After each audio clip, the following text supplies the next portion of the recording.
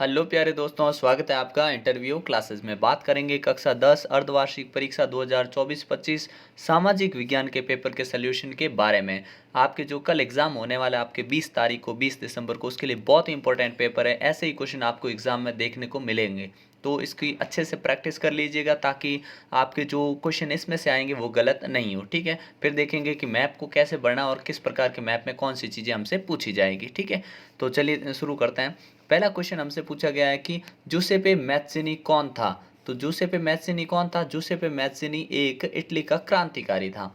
Giuseppe Mazzini was a revolutionary of Italy. ठीक है ना, तो इटली का एक रिवोल्यूशनरी था। अगला क्वेश्चन देखते हैं, पूना पैक्ट किन दो नेताओं के मध्य हुआ था? पूना पैक्ट कौन से दो नेताओं के मध्य? तो आप जानते हैं ये हुआ था अपने महात्मा गांधी और डॉक्टर बी.आर. अम्बेडकर के बीच में। अगर आपसे पूछे कि हुआ कब था, तो भी ये भी आपको पता होना चाहिए। ये कब हुआ था? 1932 के अंदर। कब हुआ था? 1932 के अंदर ये हुआ था। ठीक है ना। नेक्स्ट क्वेश्चन है अपना कि अर्नेस्ट रेनिन कौन था? तो अर्नेस्ट रेनिन जो था एक दार्शनिक था, फिलोसोफर था। ठीक है। साइमन कमीशन भारत कब पहुंचा? तो साइमन कमीशन पहुंचा अपने 1928 के अंदर भारत पहुंचा था। फिर भारत से विदेशों में ले जाने वाले अनुबंधित श्रमिक क्या कहलाते थे? तो उन्हें कहते थे गिरमिटिया मजदूर या गिरमिटिया श्रमिक। ठीक है ना, ध्यान रखना। अगला क्वेश्चन देखते हैं अपने, सरिस्का बाघ रिजर्व किस राज्य में है? तो ये अपने राजस्थान में। कहाँ पे है? राजस्थान के अंदर है सरिस्का बाघ रिजर्व। ठीक है। नेक्स्ट क्वेश्चन है, निम्नलिखित में से कौन सा एक कृषि प्रणाली को दर्शाता है जिसमें एक ही फसल लंबे चौड़े क्षेत्र में उगाई जाती है?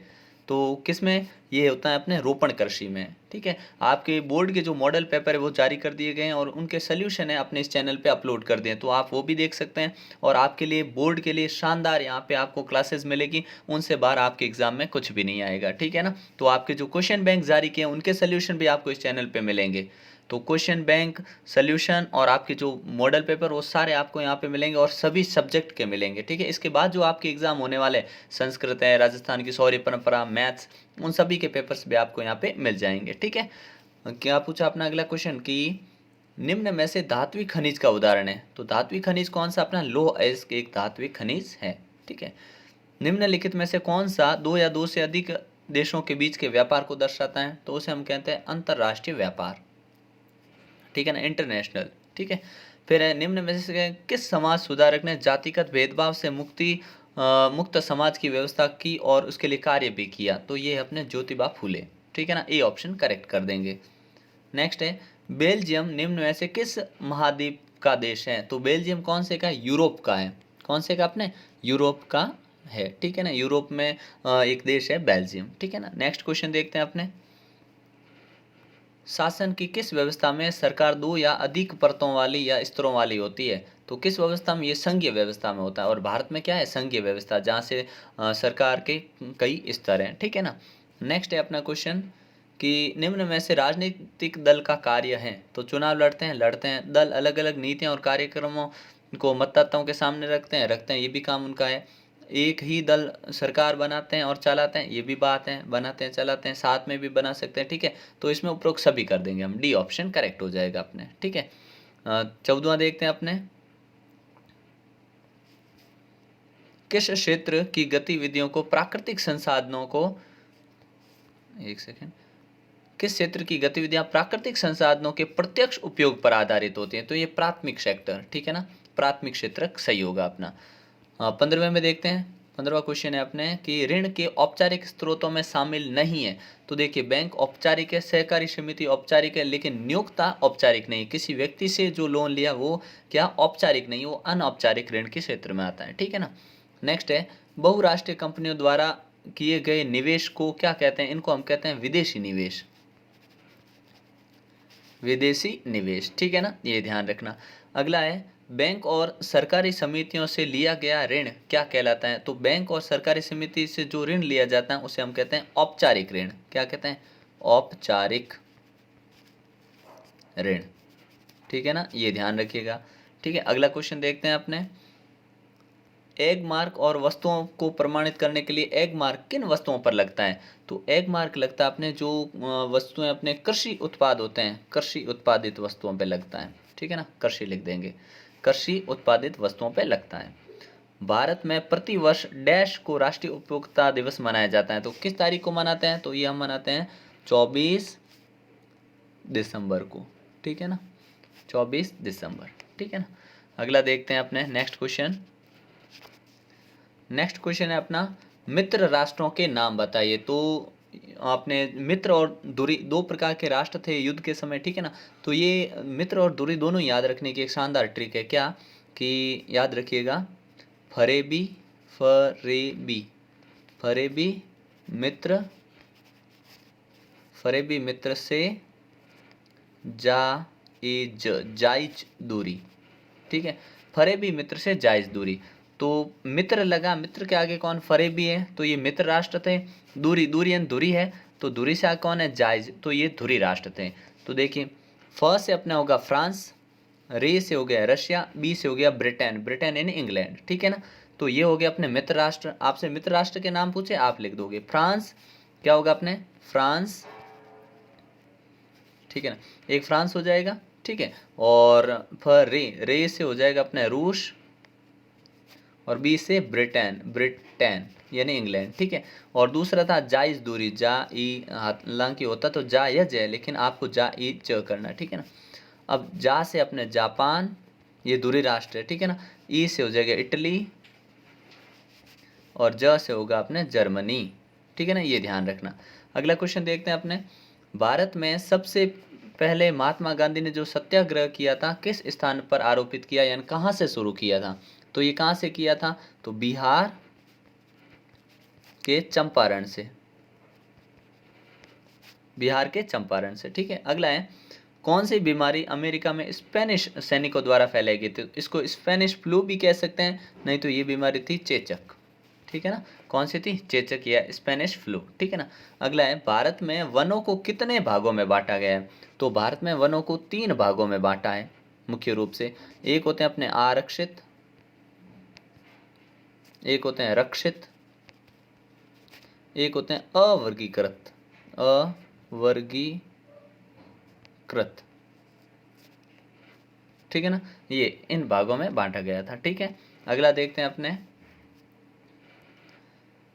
बिला डिला लो एस की खाने किस राज्य में? ध्यान रखिए, मैप के लिए मैप आपको जो बताया जाएगा उसी में से आएगा, तो आपको वीडियो मिल जाएगा यहाँ पे, ठीक है ना। तो निश्चित रहिए, बेला डिला लो एस किस में, कहाँ पर पाई जाती हैं? तो ये जो अपने छत्तीसगढ़ में, कहाँ है? छत्तीसगढ़, छत्तीसगढ़ राज्य में, ठीक है ना। अगला क्वेश्चन है, परिवहन किसे कहते हैं? तो व्हाट इज ट्रांसपोर्ट? तो परिवहन क्या होता है? वस्तुओं, सामान को एक जगह से दूसरी जगह भेजने की प्रक्रिया परिवहन के माध्यम से की जाती है, यानी परिवहन क्या हो गया? सिंपल शब्दों में आपको डेफिनेशन लिखनी है, ठीक है ना। अगला है, श्रीलंका की राजधानी का नाम बताइए। तो श्रीलंका की 2 राजधानी है, एक तो है अपने जयवर्धनेपुरा और दूसरी है कोलंबो। जयवर्धनेपुरा ये विधायी राजधानी है, और कोलंबो जो अपनी न्यायिक राजधानी है, ठीक है ना।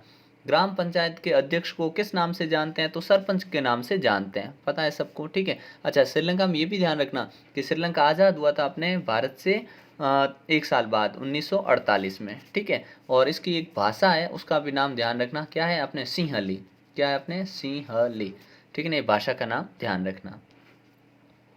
अगला है, कौन सी संस्थाएं राजनीतिक दलों का पंजीकरण करती है? तो राजनीतिक दलों का पंजीकरण करने वाली संस्था का नाम है अपने, ध्यान रखिएगा, भारत निर्वाचन आयोग। क्या है? भारत निर्वाचन, निर्वाचन, निर्वाचन आयोग, ठीक है ना, ये ध्यान रखिएगा। अगला देखते हैं अपना नेक्स्ट क्वेश्चन है, मुद्रा किसे कहते हैं? तो वह धन जिससे किसी वस्तु का क्रय और विक्रय किया जाता है उसे हम मुद्रा कहते हैं। मान लीजिए आप अपने माता पिता के साथ सोने के आभूषण खरीदना चाहते हैं, तो इसके लिए आप आभूषणों पर कौन सा शब्द, चिन्ह या लोगो देखना चाहेंगे? तो सोने के जो चिन्ह अपने आभूषण होते हैं उनमें होता है हॉलमार्क। क्या होता है? हॉलमार्क, ठीक है, याद रखिएगा। कृषि उत्पादकों में हमने पढ़ा था, ठीक है ना, एक मार्क होता है, इन पे हॉल मार्क होता है, ठीक है। अगला है, पिकेटिंग क्या है? तो पिकेटिंग क्या होता है? पिकेटिंग का मतलब होता है कि धरना देना, अपनी बात को रखने के लिए धरने देने की प्रक्रिया पिकेटिंग कहलाती है, ठीक है ना। फिर है, नवीकरणीय अनवीकरणीय संसाधनों में अंतर बताना है। नवीकरणीय जो होते हैं इन्हें पुनः बनाया जा सकता, अनवीकरणीय को नहीं बनाया जा सकता। नवीकरणीय वो असीमित मात्रा में होता है, अनवीकरणीय सीमित मात्रा में होता है। ठीक है, इस प्रकार से आपको दो दो नंबर के हैं, दो दो अंतर लिखने हैं। बहुसंख्यकवाद से क्या अभिप्राय है? बहुसंख्यकवाद का मतलब हो गया कि जहाँ पर एक ही जाति या धर्म के लोग ज़्यादा पाए जाते हैं, जिनकी संख्या ज़्यादा होते हैं, उसको कहते हैं बहुसंख्यकवाद। ठीक है, जहाँ पर एक ही एक की बात चलती है, दूसरे की सुनी नहीं जाती है। ठीक है ना, एक ही पक्ष सुना जाता है। संघ सूची और राज्य सूची में अंतर बताइए। ध्यान रखिए, संघ सूची में केवल केंद्र सरकार, कौन सी सरकार? केंद्र सरकार कानून बनाती है। राज्य सूची में केवल राज्य सरकार कानून बनाती है। एक और होती है अपने समवर्ती समवर्ती सूची, इसमें राज्य और केंद्र दोनों कानून बनाते हैं। ठीक है ना, अब केंद्र सूची इसका और इसका दोनों का आप एक एक उदाहरण भी दे सकते हैं। जैसे अपने बैंक होते हैं, ये केंद्र सूची का विषय है। सेना जो है केंद्र विषय का सूची केंद्र सूची का विषय है। ठीक है, मतलब संघ सूची का विषय है। और राज्य में कौन सा आएगा? राज्य में आ जाएगा अपने पुलिस, राज्य की अलग होती है। ठीक है, शिक्षा जो है ना वो इन दोनों में आता है, मतलब समवर्ती सूची में आता है। ठीक है ना, इस प्रकार लिख सकते हैं। सत्ता के विकेंद्रीकरण के दो लाभ बताइए। सत्ता के विकेंद्रीकरण कहने का मतलब, जब सरकार सत्ता जो अलग अलग भागों में बांटी, इसके क्या फायदे? तो इसके बड़े फायदे हैं। क्या फायदे हैं? पहला ये कि शासन चलाने में बड़ी आसानी रहती है। इससे हर व्यक्ति को अपनी बात कहने का मौका मिलता है। इस प्रकार से लिखना है। ठीक है, फिर एक गहन आजीविका कृषि से आप क्या समझते हैं? सांप्रदायिकता से आप क्या समझते हैं? लोकतंत्र के लिए खतरा क्यों है? ठीक है ना, ये सिंपल सिंपल से क्वेश्चन है, इनकी एक बार प्रैक्टिस जरूर करिएगा। ये बहुत इंपॉर्टेंट क्वेश्चन है, एग्जाम में आपको देखने को मिल सकते हैं। ठीक है, चेक क्या है, क्यों जारी करते हैं, कौन जारी करता है? ठीक है ना, सत्याग्रह के विचार बताना है, संगठित असंगठित क्षेत्र के।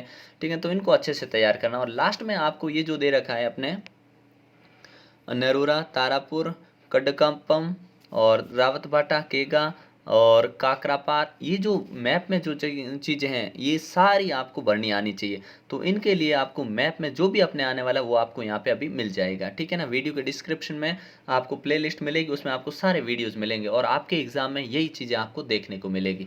तो एक बार ज़रूर देख लीजिएगा। ठीक है, मिलते हैं नेक्स्ट पार्ट में। तब तक के लिए बेहतरीन ढंग से तैयारी करते रहिए। तब तक के लिए जय हिंद, जय भारत।